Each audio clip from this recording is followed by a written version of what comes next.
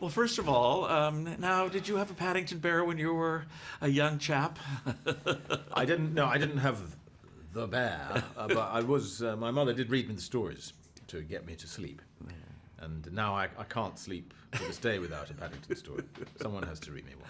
Well, we'll have to work on that. We'll have to work on that and get someone there to read for you to help you sleep. Warners have fixed it while I'm here. It's very nice. That's terrific. Yeah.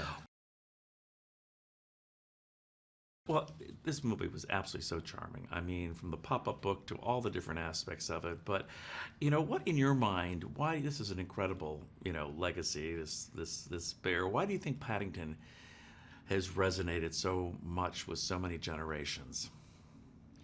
Well, I do think it's something to do with him being a fish out of water. He's a bear from Peru who winds up in a strange city, London. And I think it's always been easy for people to identify with being the stranger in town. And it's in Dickens, it's in Don Quixote, it's classic, really. And how will they do? And are people going to be... It's a great litmus test of, are people basically nice and friendly and welcoming, or are they out for themselves? And you could get pompous and say we live in a world where that debate has never been more pertinent, really.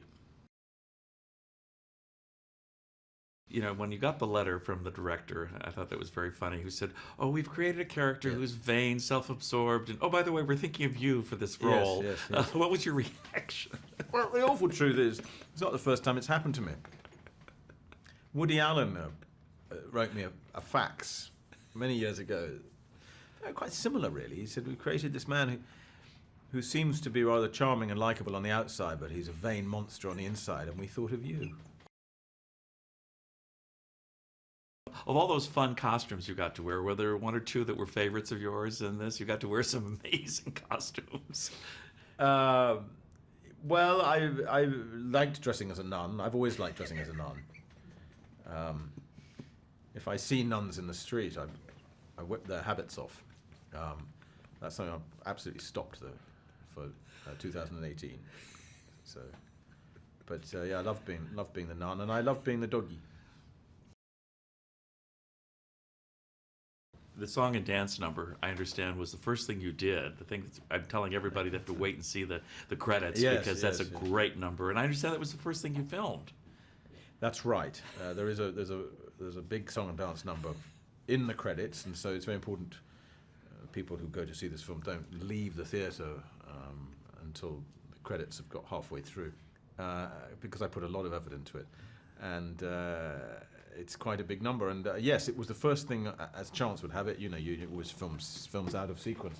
First thing I shot, and that was probably the most terrifying first day on a film I've ever had, because I'm not a natural song and dance man. Now, Michael Bond, who created all this Paddington stuff, only passed away just recently. Did you ever have an opportunity to meet him by any chance? No, I didn't. No. Yeah. I've met his family, who are extraordinarily nice people and very supportive of this film.